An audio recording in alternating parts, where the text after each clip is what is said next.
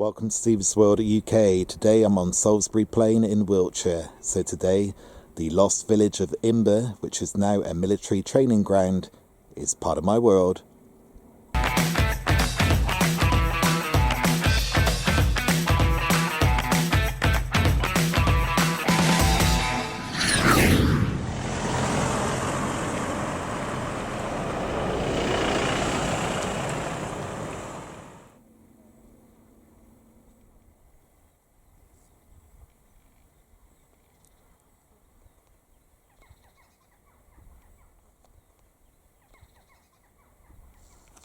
Imber is an uninhabited village and part of the British Army's training grounds on the Salisbury Plain in Wiltshire, England.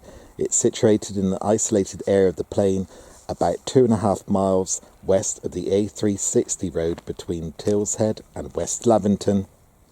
The entire civilian population was evicted in 1943 to provide an exercise area for American troops preparing for the invasion of Europe during the Second World War.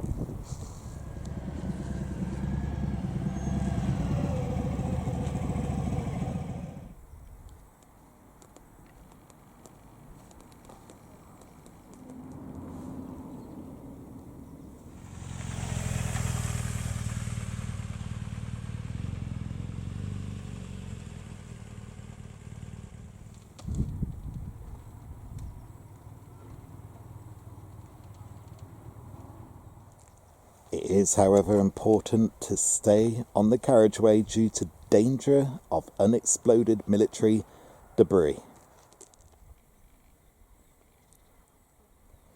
The village, which is now part of the civil parish of Heytesbury, remains under the control of the Ministry of Defence despite several attempts by former residents to return. Non-military access is limited to several days a year, and this is one of them.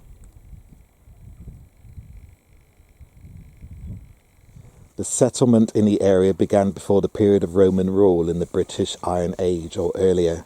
Several ancient trackways lead to and from the village.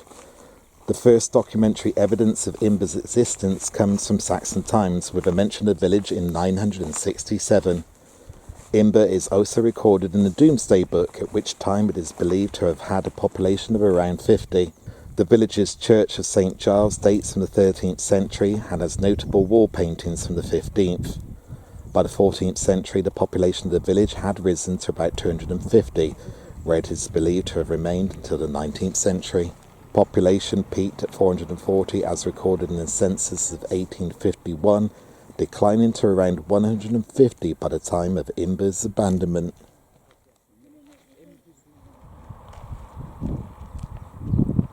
Imber was always an isolated community, Salisbury Plain being relatively sparsely populated. The village had the elongated form of a linear village, and its main street followed the course of a stream known as Imber Dock. The only building to survive in a reasonable condition is the church. The rest became derelict or demolished by the army. In 1943, there was also a Baptist chapel built in 1839, demolished in late 1970s, a post office and a pub called the Bell Inn, which still stands, as does the Manor House, Imber Court and the farmhouse cottages, schoolroom and 4 council house type blocks built in 1938.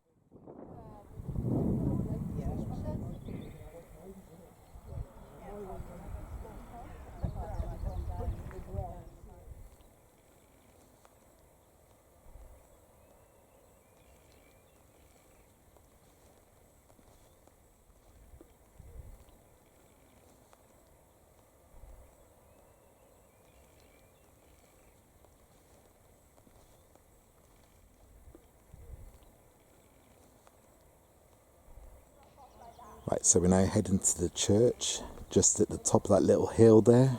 But we're going to keep to this path because of the landmines, and we don't want that. So just before the church, on top of a post, there's a memorial for Imber, to the glorious memory of the men of this village who fell and served in the Great War of 1914 to 1918.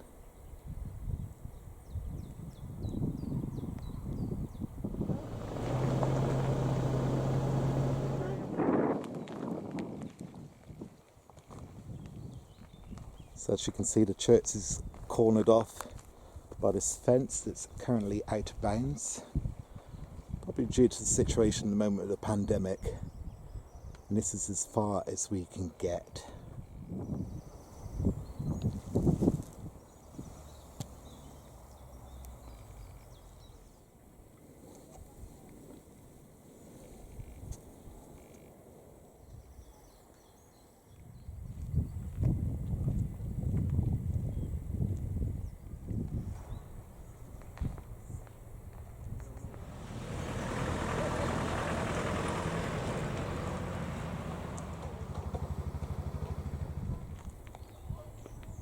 So we've got a sign that welcomes you to Imber itself. A little warning there about unexploded military debris.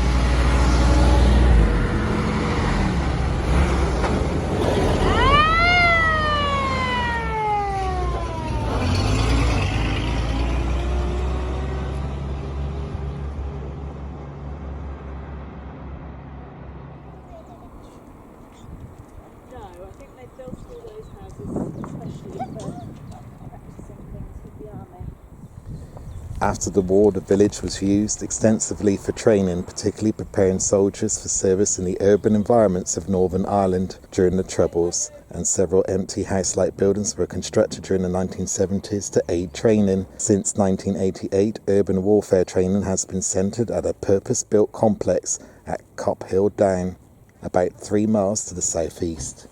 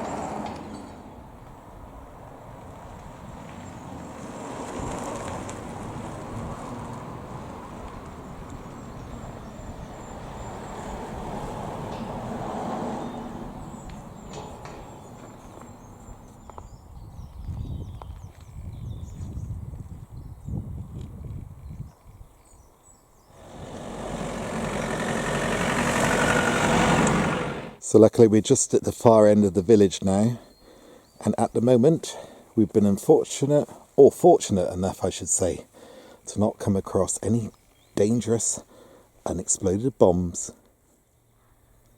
Always a good sign.